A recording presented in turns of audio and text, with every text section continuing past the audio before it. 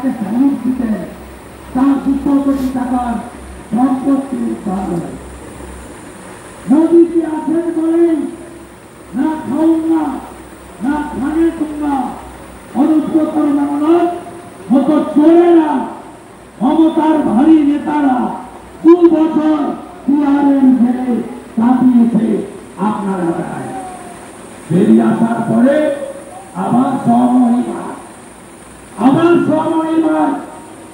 আপনারা অনেকেই জিজ্ঞেস করেছিলেন জামিন পেল কেন।